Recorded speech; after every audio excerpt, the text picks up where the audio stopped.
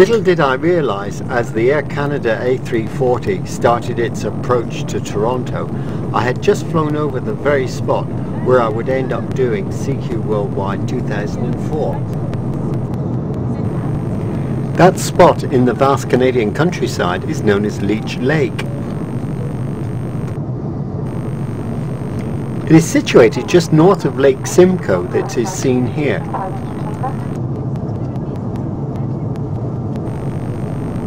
But all this was going to be news to me, as I was still hoping that some semblance of the Zone 2 group would be making the trek up to northern Quebec.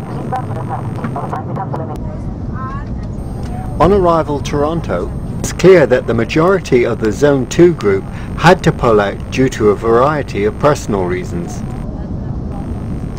So it was down to a few of the Toronto Zone 2 stalwarts to put a multi-single station on the air for the period of the contest. Let's meet the team. Here is Ted, VA3TSG. Now it was Ted that drove me up to West Cqww in 2003. Here is Bob, VE3SRE. Now Bob would prefer to be up at Lake Cqww, miles from anywhere. And here's Rick, VE3VFT, who likes to go swimming in the Rupert River.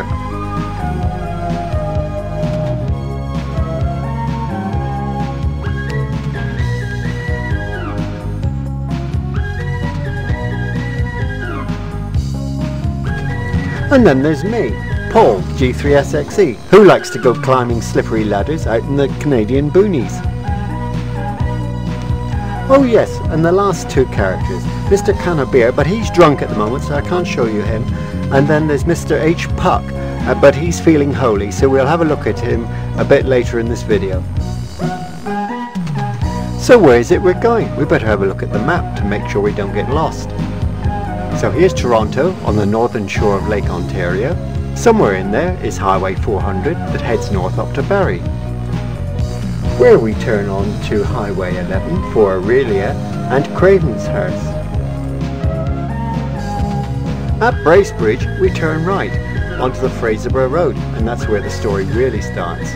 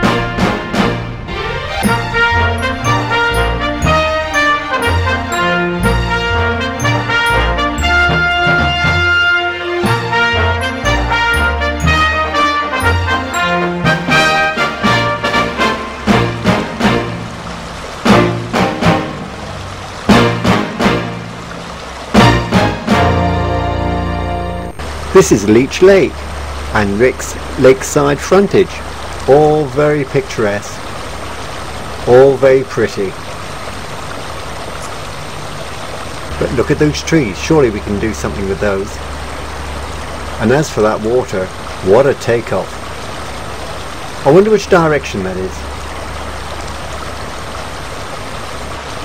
We'll just have to find out.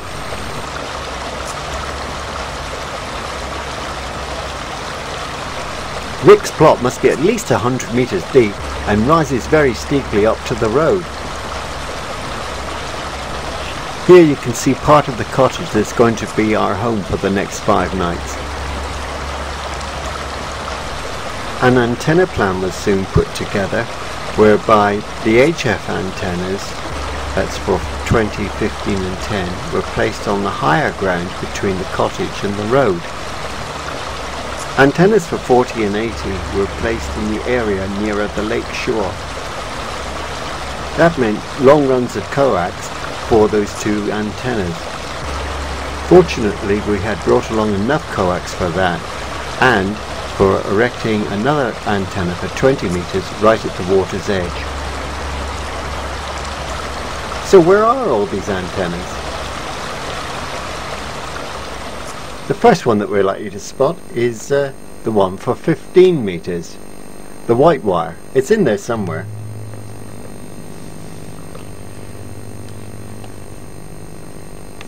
"15 meters. Ah, there we are.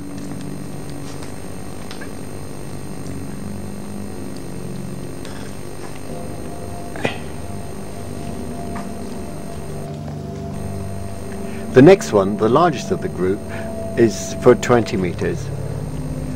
You have the two verticals separated by approximately 33 feet.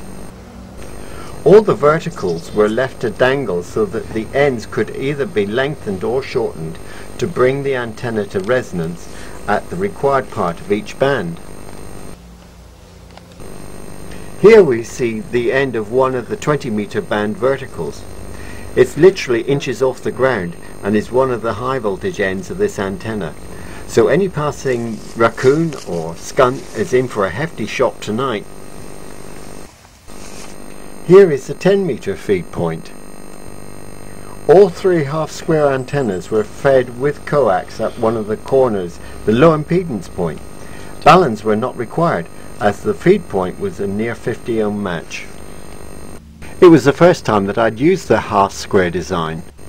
A lot of Canadian radio hams speak highly of them. During the contest, these antennas proved to be quite directional.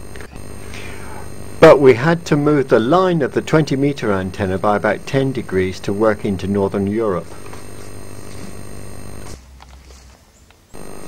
After all that work, it's time to meet the next member of the team, Mr. Cqww. Fortunately, our German friend isn't drunk yet, but it won't be long before he has to be replaced many times over. When he eventually runs out, we will have to visit his Canadian relative, who lives over in Cqww Springs. Before we can meet the Cqww Springs contingent, we have some more antenna work to do. It looks as if Ted has gone fishing, but in fact he's admiring the 20-meter vertical that he's just put up at the water's edge. To bring this antenna to resonance in the middle of the band, we had to extend it to well over 17 foot. We put this down to the diameter of the aluminium tubing and that it is well clear of the trees. A long copper pipe was connected as part of the earthing and put into the bed of the lake. Additionally, 4 radials were added and spread out over the bank.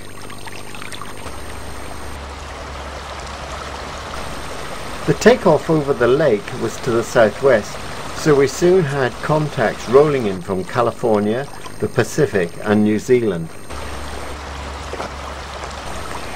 Ted deserves to look pleased with himself.